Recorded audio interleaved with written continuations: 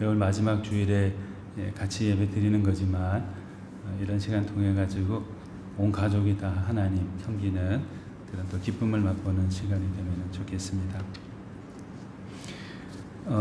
우스갯소리로 사람들이 이런 말 합니다. 성경 복음서는 5권이다 이렇게 말해요.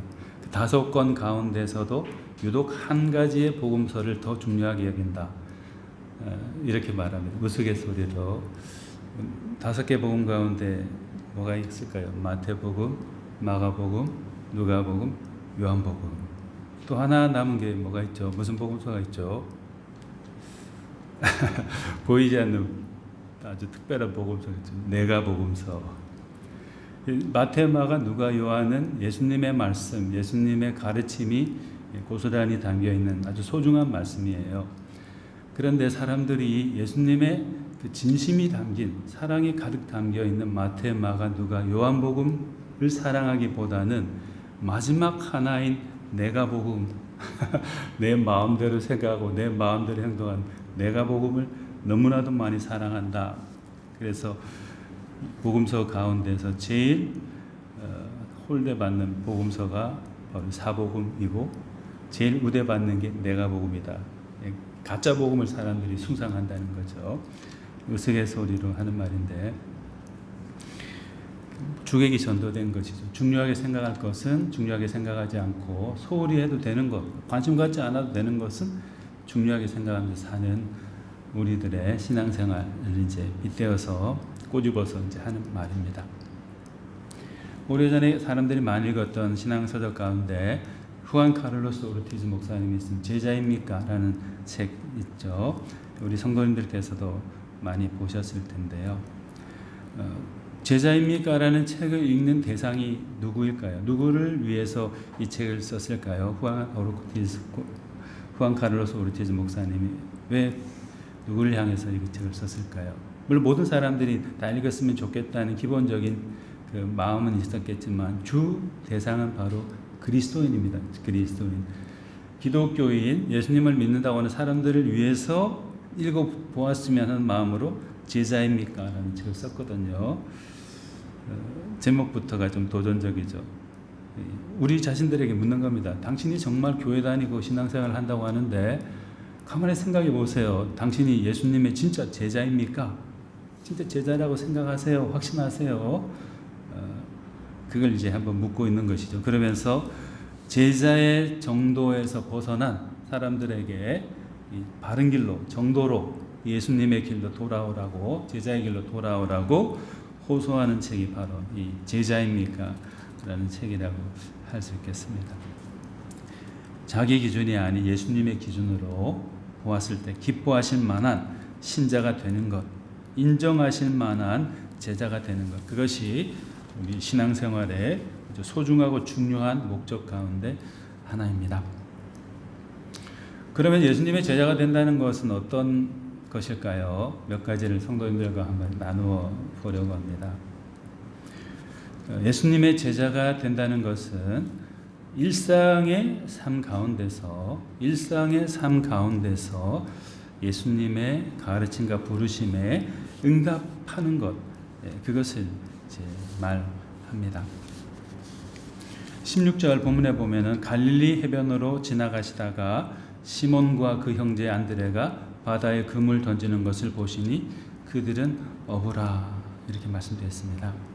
예수님이 갈릴리 해변을 지나가시다가 사람들을 만나셨어요. 그 사람들이 여러 사람들이 많았겠지만 그 중에 대표적으로 그 해변에서 만나신 사람이 시몬과 그의 형제 안드레였습니다. 이 사람들의 시몬과 베드로와 안드레의 주요 생활 근거지는 바다였어요. 바다. 그것도 갈릴리라는 익숙한 자기들에게 너무나도 익숙한 그곳이었어요. 그곳에서 예수님께서 지나가시다가 이 두 사람을 형제를 만나셨어요. 그날도 이 두 사람은 바다에 나가서 배를 잘 정비하고 그물을 준비하고 그물을 던지면서 고기를 잡고 있는 그런 상황이었습니다. 그런데 예수님께서 그 해변가를 지나가시다가 그 해변에서 여느 때처럼 일하고 있는 그 두 사람의 형제를 보고 나를 따라오너라 내가 너희로 사람 낚는 어부가 되게 하겠다. 이렇게 말씀하셨어요. 특별한 순간에 특별한 장소에서 특별한 사람을 통해서만 내가 하나님을 경험하고 만날 수 있다. 이건 조금 위험한 생각, 조금 오해가 있는 생각입니다. 하나님은, 예수님은 우리가 살아가고 있는 일상의 모든 상황들 가운데에서, 모든 장소에서, 모든 사람들을 통해서 우리에게 다가오세요. 그리고 그 속에서 우리를 부르세요. 참믿음의 사람으로, 또 제자로 우리를 부르고 있는 것이죠.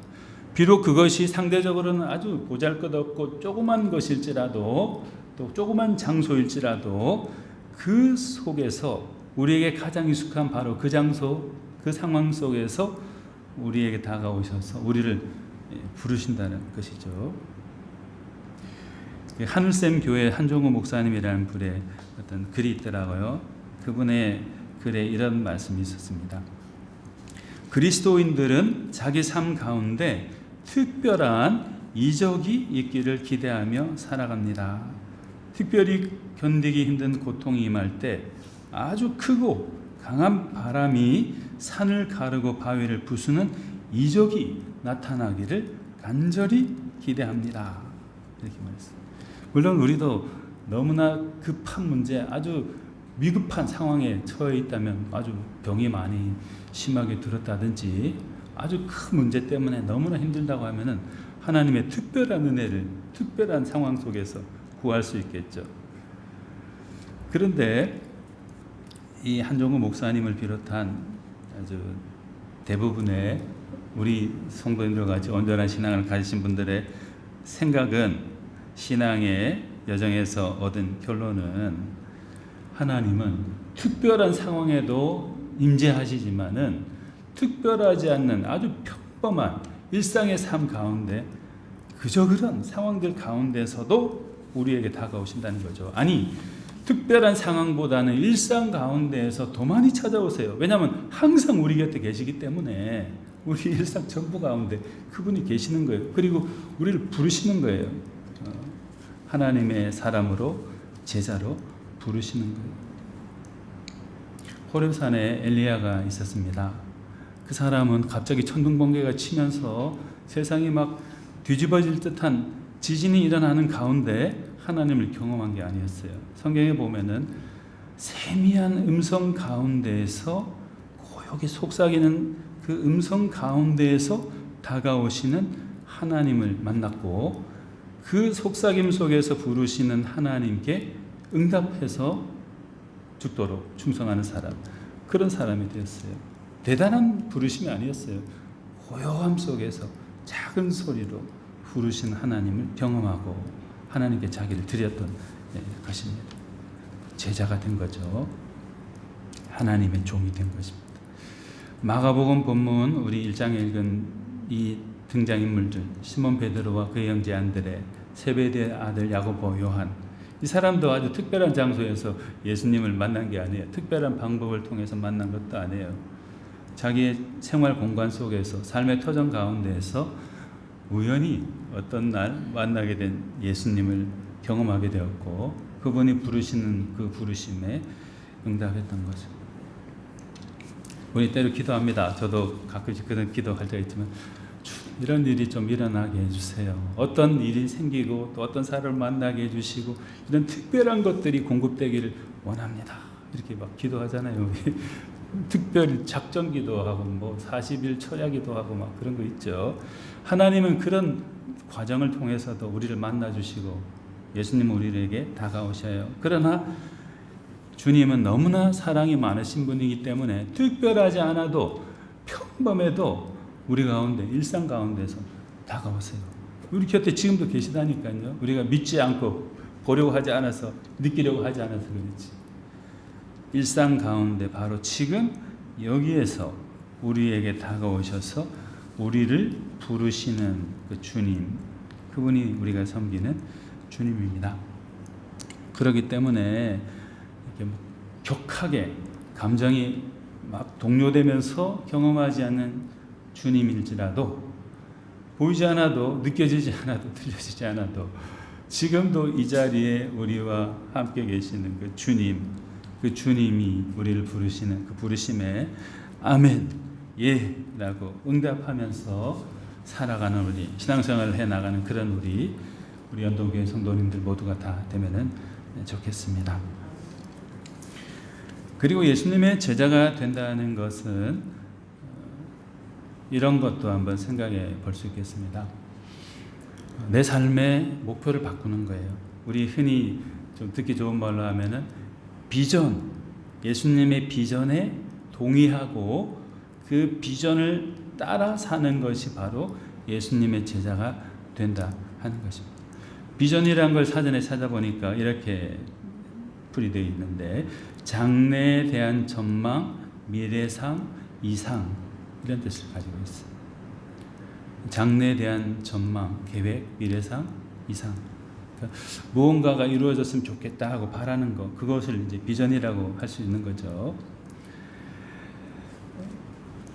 지금 당장은 특별한 것을 보여줄 만한 상황이 아닐지라도 꿈과 이상을 가지고 열심히 살아나가고자 하는 다짐과 태도, 이걸 담아놓은 단어가 바로 비전이라고 할 수 있어요.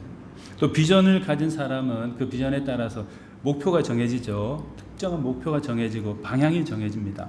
그래서 그 목표를 향해서 그 방향으로 자기의 모든 일상을 자리매김할 수 있도록 방향 지우죠. 중심 가치나 기초가 전환되게 되는 것입니다. 애플의 CEO, 지금은 돌아가셨지만 스티브 폴 잡스, 그분 아시죠? 근데 이 애플의 미션 또 비전이 이렇게 소개되어 있더라고요. 미션이 뭐냐면은 우리 애플은 혁신적인 하드웨어, 소프트웨어 및 서비스를 통해서 고객에게 최고의 사용자 경험을 제공한다. 이게 애플이 가지고 있는 미션입니다. 그리고 비전은 이렇게 되어 있는데, 지구상에서 최고의 제품을 만들고 우리가 발견할 것보다 더 나은 세상을 만들기 위해서 우리 애플은 존재한다. 이렇게 말합니다.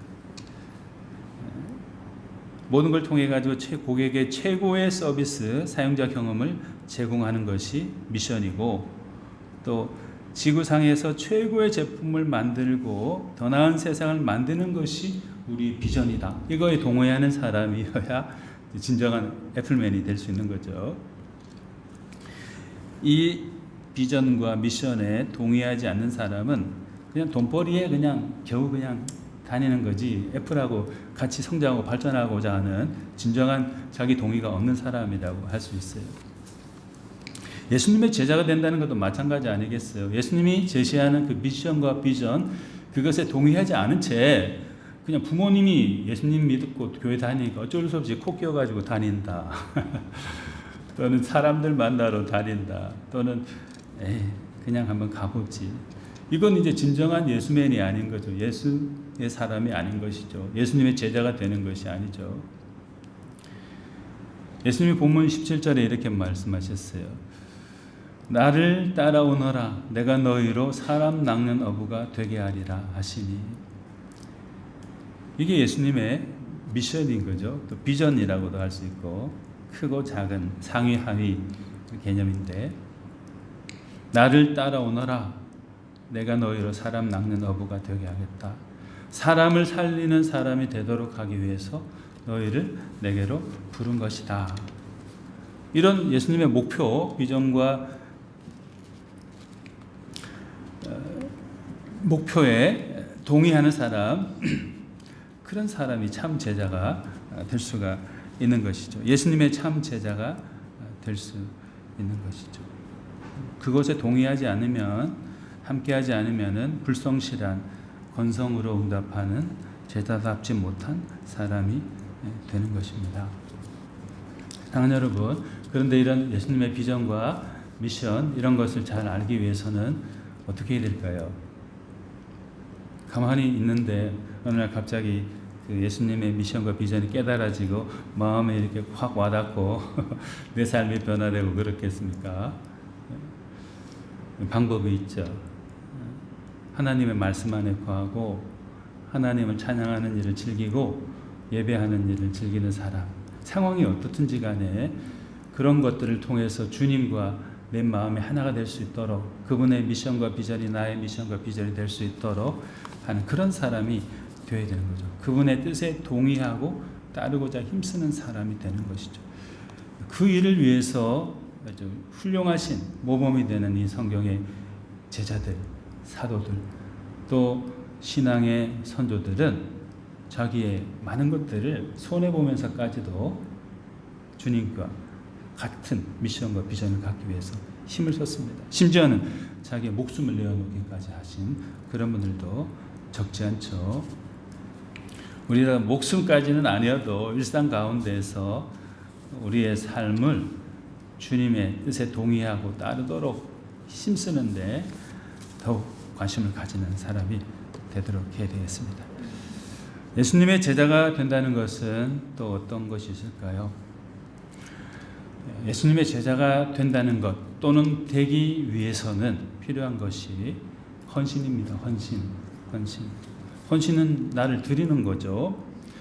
그리고 헌신된 사람 되기 위해서, 헌신된 새 사람으로 살아가기 위해서는 정리하고 준비하는 것이 필요합니다.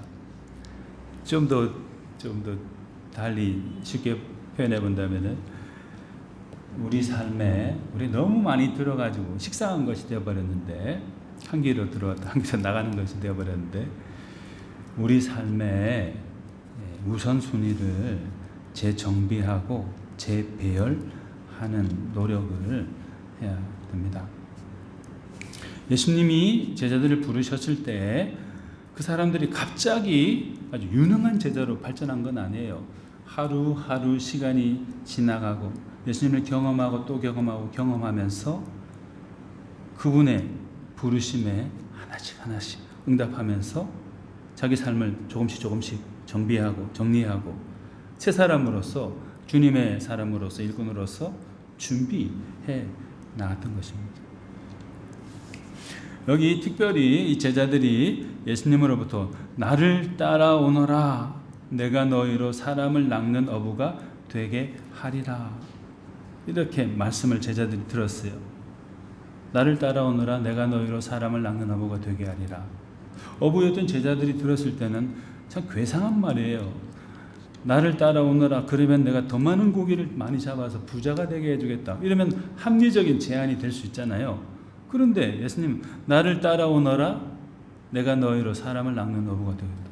아니, 고기 잡고 배불리 먹고 풍족하게 살아야 되는데 무슨 사람을 낚는 어부, 그런 게 어딨냐 세상에, 이렇게 생각할 수 있을 것입니다. 정리가 안 되는 거죠, 아직까지는. 근데 그것이 정리가 돼야 되는 것이죠. 물론 물리적인 고기를 잡는 것도 중요하지만 그것만큼 혹은 그 이상으로 더 소중한 사람의 생명을 살리는 일을 위해서 내가 너희를 불렀다. 예수님이 이렇게 말씀하셨을 때 시간이 지나면서 이 사람들이 점점 이해하게 되었죠. 나중에는 예수님이 돌아가시고 부활하시고 자기를 다시 만나는 과정을 통해서 더 많이 깨닫게 되었죠. 근데 이 제자들이 참 훌륭하신 것이 18절 말씀해 보시면은 나를 따라오느라 내가 너희로 사람을 낚는 어부가 되게 하리라, 이렇게 말씀하시자마자 뭐라고 되어 있냐면 18절에 곧 그물을 두고, 그것도 그물을 버려두고 따르니라, 이렇게 했습니다. 그들의 그물들을 내려놓고 그것도 즉시, 영어 성경에 보면 at once, 즉시 left their nets, 그들의 그물들을 버려두고 내려두고 남겨두고 즉시 예수님을 따랐다, 이렇게 했습니다.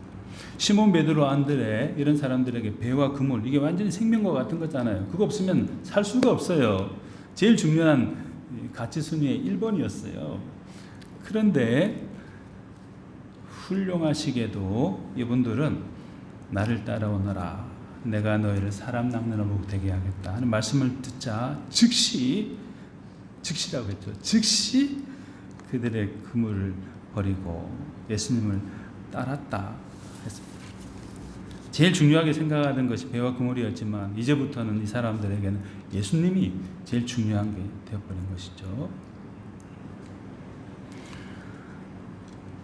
사도 바울이 빌립보 성도님들에게 이런 말씀을 하셨습니다. 빌립보서 3장 7절에서 9절 상반절 말씀인데, 그러나 무엇이든지 내게 유익하던 것을 내가 그리스도를 위하여 다 해로 여길 뿐더러 또한 모든 것을 해로 여김은 내 주 그리스도를 아는 지식이 가장 고상하기 때문이다. 내가 그를 위하여 모든 것을 잃어버리고 배설물로 여김은 그리스도를 얻고 그 안에서 발견되려 함이니. 이렇게 말씀했습니다. 이전에는 내가 유익하다 생각했던 것들이었지만은, 그러나 그것이 무엇이든지 간에 물리적인 가치가 얼마나 높은 것이든지 간에 나는 그것을 다 해로운 것으로 여긴다. 왜냐하면은 그리스도가 가장 중요하고 소중한 것임을 알기 때문에 그분을 위해서, 그리스도를 위하여 그 모든 것들을 다 해로 여긴다. 그뿐만 아니라 주님을 아는 지식이 가장 고상하기 때문에 내가 그 사람이 지금까지 배워왔던 모든 것들도 다 배설물처럼 잃어버려도 된다고 여긴다고, 이렇게 그분이 말했습니다. 완전히 이제 그 사람의 가치가 바뀌어진 거죠. 자기가 그때까지 예수님 만나기 전에까지 아는 동안에 가장 귀하다고 생각했던 것들을 이제는 아무것도 아닌 것처럼 여기고, 예수님을 가장 중요한 삶의 우선순위 넘버원에 모셔드린 겁니다. 그리고 그 아래 자기가 무릎 꿇고 주의 이끄심을 따라서 살아간 것이죠. 온전한 예수님의 제자가 되기 위해서는 이런 자기 삶의 정리가 되어야 됩니다. 헌신하고 새 삶을 위해 정리하고 준비하고 특히나 실천하는 것이 필요합니다.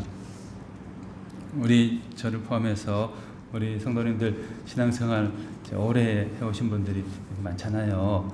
그런데 우리가 신앙생활을 해오면서 살아오는 동안에 얼마만큼 이렇게 버리는 연습을 많이 해왔을까 한번 생각해 봅니다. 한번 뒤돌아보는데 이것도 얻고 싶고 저것도 얻고 싶고 이런 욕심들 있죠. 신학생들도 책 욕심이 참 많아요. 여러분 학교 들어가자마자 읽지도 않으면서 교수님이나 주변 분들이 이거 참 좋은 거야, 반드시 읽어야 된다 하면은 굶어가면서 책 사요. 책 사.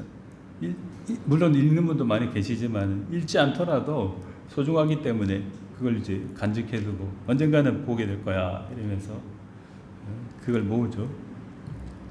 밥보다 그게 더 중요하게 생각되기 때문에 그런 것이죠. 우리도 그런 우선순위의 변화가 있으면 좋겠고요. 근데 또 이제 예수님의 제자가 된다는 것은 목표를 분명히 하고 그것에 즉시 응답하는 것 필요하죠. 부르심의 응답, 즉시 지금 여기서 응답하는 것이 필요합니다. 18절 말씀에 보면은 18절 20절에 비슷한 말이 나오는데 곧 따르니라. 20절에는 곧 부르시니 예수를 따라가니라. 곧 따르니라. 곧 예수를 따라가니라. 이렇게 되는 것입니다. 예수님의 제자가 된다는 것은 차일피일 미루고 조건이 달성되었을 때 비로소 시작해볼까 말까 생각하는 선택사항이 아니에요.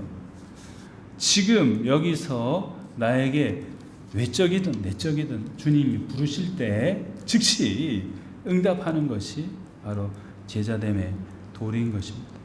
우리가 읽은 이 네 사람의 제자 이야기, 그 사람들이 어떻게 했죠? 곧 즉시 배를 버리고 예수를 따라가니라 이렇게 되어 있거든요. 목표가 다르게 설정된 거예요. 분명히 유일한 목표를 가지게 된 것이죠. 예수님을 따르는 것, 예수님의 말씀대로 사는 것, 예수님과 함께 동행하는 것, 그것이 이 사람들의 유일한 목표가 되었던 것입니다. 때로는 곁길로 가기도 하고 실수하기도 하고 넘어지기도 하고 그랬지만 예수님 배반하기까지 했잖아요. 그렇지만 결국에는 예수님을 따르는 것이 나의 유일한 생의 목표, 신앙의 목표구나 하는 것을 깨닫고 모두 다 헌신했어요. 제자들이 한 사람 빼고. 사랑하는 여러분, 우리도 우리 신앙의 삶에 있어서 목표가 무엇인지, 궁극적인 유일한 목표가 무엇이 되어야 하는지 다시 한번 되돌아봐야 되겠습니다. 수단이 있고 목표가 있다 그러면은 목표를 분명히 할 때 그 목표를 바르게 이루기 위한 수단들도 바르게 정리가 되겠죠. 준비되겠죠. 우리의 삶도 분명한 목표 안에서 바른 준비 그리고 실행을 통해 예수님의 참된 제자로 날마다 성장해 나가는 그런 우리가 되면 좋겠습니다. 같이 기도하시겠습니다. 사랑이 많으신 하나님 아버지, 우리로 하여금 주님의 제자가 되게 하심을 감사드립니다. 우리의 일상 가운데에서 우리 가운데 다가오시어 우리를 불러주시는 주님 감사합니다. 특별한 상황이나 특별한 공간이 아니더라도 우리의 평범한 일상의 삶 가운데에서 주님의 제자로 살아가는 우리가 될 수 있도록 해 주시옵소서. 살아가는 동안에 우리의 꿈과 비전을 이루기 위해서 부단히 노력하고 많은 것을 힘쓰지만은 정작 이루어가야 될 예수님이 주신 비전을, 미션에 동의하지도 따르지도 않고 있는 우리 자신들을 돌아보고 회개합니다.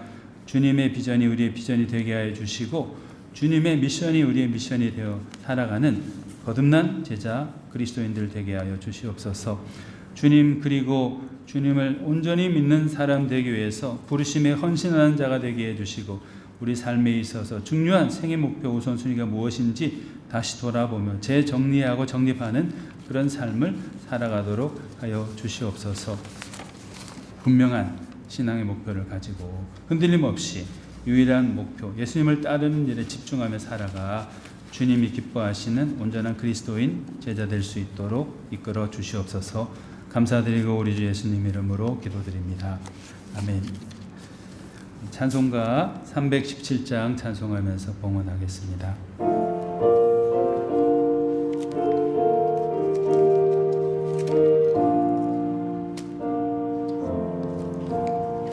내 주 예수 주신 은혜 한없건만 내 주 앞에 이 적은 것 다 드리니 주 예수여 내 정성을 받으소서. 날 위하여 십자가에 피 흘리시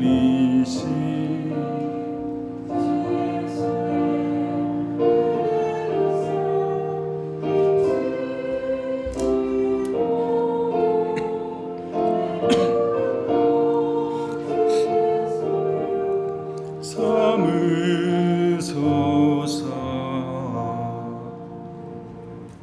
사랑이 많으신 하나님 아버지, 오늘도 우리 모든 성도들이 함께 모여서 하나님께 예배 드릴 수 있도록 하여 주심을 감사드립니다.